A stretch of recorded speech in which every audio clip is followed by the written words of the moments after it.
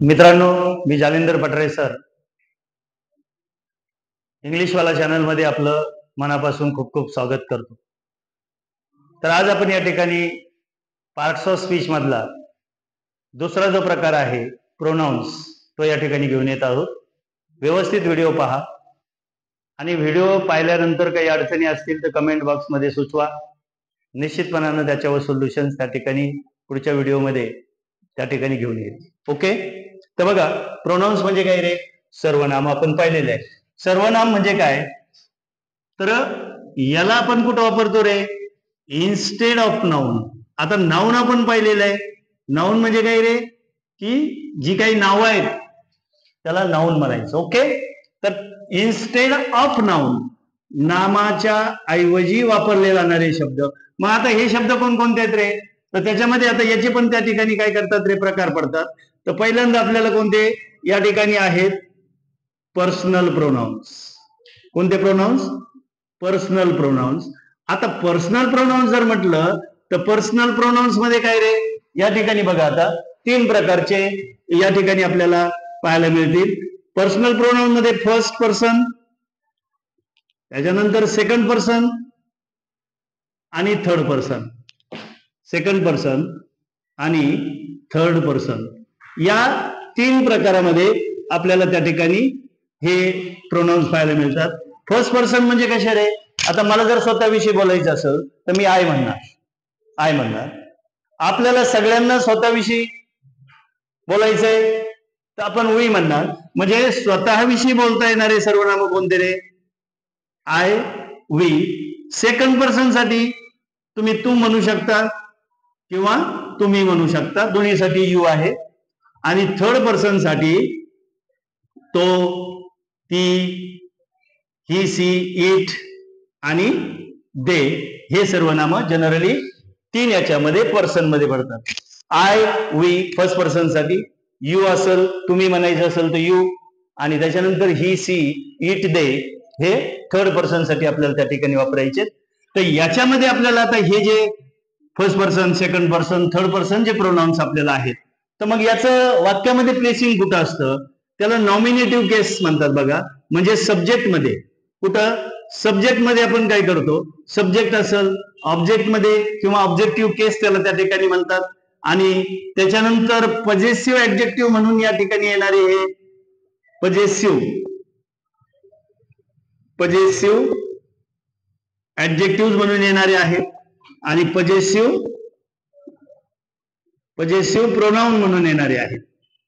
मग आता बघा कशा पद्धतीने ते या ठिकाणी वापरले जातात. पजेसिव्ह ऍडजेक्टिव्ह, पजेसिव्ह प्रोनाउन्स, या पद्धतीनं. मग आता मला सांगा, सब्जेक्ट मधून तुम्हाला या ठिकाणी फर्स्ट पर्सन मध्ये तुम्ही जर सब्जेक्ट आय असेल तर त्याचं ऑब्जेक्ट काय? ऑब्जेक्ट मध्ये काय वापरावं लागेल आपल्याला? मी. आणि पजेसिव्ह ऍडजेक्टिव्ह मध्ये माय, आणि इथं पजेसिव्ह प्रोनाउन मध्ये माइन आपल्याला वापरायचंय. त्याच्यानंतर वी सुद्धा बघा, वीच ऑब्जेक्टिव्ह मध्ये अस, इकडं आवर, आणि इकडं फक्त त्याला काय लागतं रे? यू म्हणजे तू म्हणायचं असेल, तुम्ही म्हणायचं असेल, हे बघा दोन्ही येणे एकच वापरतात. इथं तुम्ही त्याचं यूच होतं, इथं युअर, आणि पजेसिव्ह प्रोनाउन मध्ये त्याला यस लागतं, युअर्स. दे पा, दे, देम, देअर, आणि इथं देअर्स, या पद्धतीने ते आपल्याला वापरावे लागतात. त्याच्यानंतर जर आपण पाहिलं, ही असेल, हीच ऑब्जेक्टिव्ह केस हिम, हर, आणि इथं मात्र इथं हीज होईल, आणि इथं मात्र हिजला परत यस लागत नाही, हिच इजच राहतं पजेसिव्ह प्रोनाउन मध्ये. त्यानंतर सीच इथं हर, आणि इथं मात्र त्याला यस लागतंय. इट असेल, त्याचं ऑब्जेक्ट मध्ये इटच घेतात, इथं मात्र पजेसिव्ह ऍडजेक्टिव्ह मध्ये इट्स, आणि इथं सुद्धा इट्स त्या ठिकाणी. तर अशा पद्धतीनं आपल्याला या ठिकाणी हे जे पर्सनल प्रोनाउन्स आहेत ते पहिल्यांदा फर्स्ट पर्सन, सेकंड पर्सन आणि थर्ड पर्सन जातात. आणि वाक्यामध्ये आपल्याला सब्जेक्टिव्ह केसमध्ये, नॉमिनेटिव्ह केसमध्ये या ठिकाणी प्रथमा या पद्धतीने घ्यायचे, त्याच्या द्वितीया या पद्धतीने आपल्याला ऑब्जेक्टिव्ह केसमध्ये घेता येतात. पजेसिव्ह ऍडजेक्टिव्ह म्हणून ते या पद्धतीने बदलतात आणि पजेसिव्ह प्रोनाउन्स मधून ते या ठिकाणी बदलतात. ओके, तर ह्या झाला पहिला प्रोनाउनचा प्रकार. दुसरा जो आहे बघा, रिफ्लेक्सिव्ह प्रोनाउन्स म्हणतात किंवा त्यालाच काय म्हणतात रे, इम्फॅटिक प्रोनाउन्स. आता इम्फॅटिक म्हणजे जोर देणारा किंवा रिफ्लेक्शन दाखवणारे जे प्रोनाउन्स आहेत ते या ठिकाणी आपल्याला पाहिजेत. मग आता कोणते प्रोनाउन्स आहेत बघा, समजा आता मी असं म्हणाल बघा, ही हिमसेल्फ सॉ an accident. लक्षात येतंय का बा, ही हिमसेल्फ. मग आता ही जर म्हटलं आपण तर कोणतं प्रोनाउन झालं, ही हे पर्सनल प्रोनाउन आहे. ओके, सब्जेक्टिव्ह केस मध्ये. पण हिमसेल्फ म्हणजे तो स्वतः किंवा त्याने स्वतः ऍक्सिडेंट पाहिला, तर त्याने स्वतः हे झालं तुमचं रिफ्लेक्सिव्ह प्रोनाउन. तशा पद्धतीचे आणखी कोणते रिफ्लेक्सिव्ह प्रोनाउन, जर I myself, we ourself होतं बघा, हे अनेक वचनी सेल्फ किंवा सेल्स लागतात बघा, प्रत्येकाला सेल्स किंवा सेल्स त्या ठिकाणी लागतात, त्याला त्या ठिकाणी रिफ्लेक्सिव्ह प्रोनाउन्स त्या ठिकाणी म्हणतात. त्याच्यानंतरचं जे प्रोनाउन आहे ते आहे बघा डेमॉन्स्ट्रेटिव्ह. ज्याच्या नावामध्येच तुम्हाला कळतंय की डेमॉन्स्ट्रेटिव्ह म्हणजे काय, तर डेमॉन्स्ट्रेटिव्ह म्हणजे दर्शकवाचक. दर्शकवाचक म्हणजे कसे, दर्शकवाचक म्हणजे दर्शविणारे. मी जर असं म्हटलं बघा, कोणकोणते आहेत त्याच्यामध्ये, तर मला असं म्हणता येईल धिस आहे, दॅट आहे. आता धिस हे कशासाठी आहे, जवळचं एक वचनी, this is a bench, that is a bench. त्याच्यानंतर याचं अनेक वचनी जे आहे ते कोणतं राहील रे, दीज किंवा दोज. मग आता बघा, जवळचं दीज आर बेंचेस, जवळचं अनेक वचनी दाखवताना दीज वापरा, आणि लांबचं अनेक वचनी दाखवताना दोज आर ट्रीज. लक्षात आलंय, डेमॉन्स्ट्रेट करणारे प्रोनाउन्स त्याला काय म्हणायचं रे, डेमॉन्स्ट्रेटिव्ह प्रोनाउन्स. डेमॉन्स्ट्रेट करतात ते दर्शकवाचक सर्वनाम आपण त्यांना त्या ठिकाणी म्हणतो. ओके, तर आता बघा या ठिकाणी आपण पहिल्यांदा पर्सनल प्रोनाउन्स पाहिले, नंतर रिफ्लेक्सिव्ह प्रोनाउन्स, त्यालाच इम्फॅटिक प्रोनाउन्स पण म्हणतात. त्याच्यानंतर डेमॉन्स्ट्रेटिव्ह प्रोनाउन, डेमॉन्स्ट्रेट करणारे म्हणजे दीज, दॅट, दीज, दोज.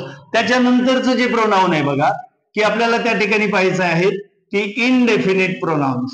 मग इनडेफिनेट प्रोनाउन्स म्हणजे कसे रे, की जे प्रोनाउन्स डेफिनेट नाही आहेत, जे प्रोनाउन्स वापरल्यानंतर आपल्याला डेफिनेट कोणाचाही त्या ठिकाणी असा म्हणजे कोणालाही आपण डेफिनेटली म्हणू शकत नाही. जसं बाकीचे प्रोनाउन्स आपण डायरेक्ट ही, सी, इट म्हणतो, पण इथं इनडेफिनेट म्हणजे which is not definite. Suppose आता मी जर इथं म्हटलं एव्हरीवन, प्रत्येक जण, कोणाला असं वैयक्तिक बोध होतोय का, नाहीये. त्याच्यानंतर मी असं म्हणल वन म्हणू शकतो. त्याच्यानंतर एनी वन, कोणीही या, कोणीही पुढे या. त्याच्यानंतर आपण जर म्हटलं no one attended the program, म्हणजे असं नॉट डेफिनेट, त्याला इनडेफिनेट असं म्हणतो. त्याच्यानंतर आपण जर पाहिलं तर त्या ठिकाणी समवन, समबडी, नोबडी, हे जे इनडेफिनेट आहेत की ज्याच्यामधनं डेफिनेटली कुठल्याही प्रकारचं बोध आपल्याला होत नाही. एनीबडी, त्याच्यानंतर एव्हरीबडी. सो या प्रकारचे जे प्रोनाउन आहेत, ईच, या प्रकारचे जे प्रोनाउन्स आहेत यांना या ठिकाणी आपल्याला काय म्हणायचे रे, इनडेफिनेट प्रोनाउन म्हणायचे. Someone stole my necklace, someone stole my necklace, म्हणजे आपल्याला फिक्स माहित नाही कोणी, पण कोणतरी इथून नेकलेस चोरलं, तर त्याला काय म्हणायचं रे, इनडेफिनेट प्रोनाउन्स म्हणायचे. त्याच्यानंतरचे जे प्रोनाउन्स आहेत बघा, इंटरोगेटिव्ह प्रोनाउन्स. आता इंटरोगेटिव्ह वर्ड्स आणि इंटरोगेटिव्ह प्रोनाउन्स बघा, याच्यामध्ये काय विशेष आहे, तर या ठिकाणी आपण जर म्हटलं समजा हू, whom, whose, which, या प्रकारचे जे प्रोनाउन्स आहेत. मग कोणते प्रोनाउन बरं, की ज्या ठिकाणी आन्सर म्हणजे ज्यावेळी आपण तुम्ही हू, हुम आणि हुज न प्रश्न त्या ठिकाणी विच न प्रश्न विचारणार आहात, त्यावेळी सपोज त्याचं उत्तर नाऊन आलं पाहिजे. काय आलं पाहिजे, उत्तर त्या ठिकाणी नाऊन आलं पाहिजे. मग समजा मी फॉर एक्झाम्पल आपण या ठिकाणी काय म्हणू शकतो, who wrote the Ramayana, who wrote the Ramayana. So या ठिकाणी आपल्याला या हुला इंटरोगेटिव्ह प्रोनाउन म्हणायचे. का म्हणायचे, कारण हुला प्रश्न विचारल्यानंतर याचं जे उत्तर येणार आहे ते व्यक्तीचं नाव असणार आहे, म्हणजे नाऊन त्या ठिकाणी असणार आहे. किंवा मी असं म्हणू शकतो, whose pen is this, whose pen is this. हे जर आपण त्या ठिकाणी म्हटलं तर इथं या ठिकाणी आपल्याला काय होतंय रे, व्यक्तीचं किंवा नाऊन, नाऊन हे आपलं उत्तर त्या ठिकाणी येतंय. नाऊन येतंय म्हणजे आता समजा बघा, which is a faithful animal, which is a faithful animal. आता याचं जर उत्तर दिलं तर याचं उत्तर नाऊन येणार आहे. Just you can say dog, cat, cow. So याला इंटरोगेटिव्ह प्रोनाउन म्हणायचंय की आन्सर तुमचं काय आलं पाहिजे रे, ह्या यांचं आन्सर काय आलं पाहिजे, here answer should be noun. ज्यावेळी ह्याचं आन्सर नाऊन येणार आहे त्यावेळी त्याला इंटरोगेटिव्ह प्रोनाउन्स त्या ठिकाणी म्हणायचंय. त्याच्यानंतर पहा पुढचा प्रोनाउनचा जो प्रकार आहे, कारण आपण प्रोनाउन पाहिलेले आहेत. प्रोनाउन म्हणजे काय, a word which is instead of noun is called pronoun. आणि मग प्रोनाउन मध्ये हे या ठिकाणी या प्रकारचे प्रकार त्या ठिकाणी पडतात. आता डिस्ट्रीब्युटिव्ह म्हणजे याच्या नावातच आपल्याला काय होतं, डिस्ट्रीब्युशन करणारे प्रोनाउन. लक्षात येते का, लक्षात येते का. डिस्ट्रीब्युटिव्ह म्हणजे काय, डिस्ट्रीब्युशन करणारे प्रोनाउन. फॉर एक्झाम्पल बघा आता, each of the boys, each of the boys gets prize. आता इथं जर तुम्ही पाहिलं तर ईच, ईचला कोणतं प्रोनाउन म्हणायचंय, ईचला म्हणायचंय डिस्ट्रीब्युटिव्ह प्रोनाउन. त्याच्यानंतर आपण पाहू शकतो बघा इथं, इथं पहा नेदर किंवा neither of the girls, neither of the girls is present. बघा त्यातली म्हणजे याच्यातून डिस्ट्रीब्यूट केलेला आहे. किंवा either of the roads, either of the roads leads to the railway station, either of the road leads to the railway station. So इथं either, neither, each हे distribution करणारे प्रोनाउन्स आहेत आणि म्हणून त्याला त्या ठिकाणी काय म्हणायचं, डिस्ट्रीब्युटिव्ह प्रोनाउन्स. लक्षात येते का बघा. त्याच्यानंतरचं जे प्रोनाउन आहे त्याला त्या ठिकाणी कोणतं प्रोनाउन म्हणायचं रे, बघा त्याच्यानंतर एक्सक्लेमेटरी प्रोनाउन्स. कोणतं म्हणायचं, एक्सक्लेमेटरी प्रोनाउन्स. ओके. आता एक्सक्लेमेटरी प्रोनाउन्स काय रे, ज्यावेळी एक्सक्लेमेटरी म्हणजे काय, एक्सक्लेमेशन. सपोज समजा तुम्हाला एखादं या ठिकाणी आता बघा उदाहरणावरून लक्षात येईल, व्हॉट, काय, what are you, what are you hungry. So it is what. So what is here called exclamatory pronoun. And then last one कोणतं आहे रे, रिलेटिव्ह प्रोनाउन. कोणतं, रिलेटिव्ह प्रोनाउन. ह्याच्यात सुद्धा बघा नावामध्येच बऱ्याच गोष्टी आहेत. रिलेटिव्ह म्हणजे काय, जे प्रोनाउन त्या ठिकाणी तुमचं रिलेशन सांगतं, रिलेशन सांगणारं प्रोनाउन. मग रिलेटिव्ह प्रोनाउन मध्ये या ठिकाणी कोणते प्रोनाउन्स येतात रे, हु असल, हुम असल, हुज असल, दॅट असल. तर हे प्रोनाउन्स त्या ठिकाणी रिलेटिव्ह प्रोनाउन्स म्हणून ओळखले जातात. उदाहरण पहा बघा तुम्ही, कशाशी रिलेशन सांगितलं जातं, नामाशी रिलेशन सांगितलं जातं. आता इथं जर आपण पाहिलं तर I saw a man, I saw a man who was blind, who was blind. बघा आता इथं, इथं बघा आय सॉ अ मॅन, हा मॅन काय रे, हे नाऊन आहे, पण या नामाशी रिलेशन तो हु वॉज ब्लाइंड की जो, इथं हु हे काय झालं रे, रिलेटिव्ह प्रोनाउन्स.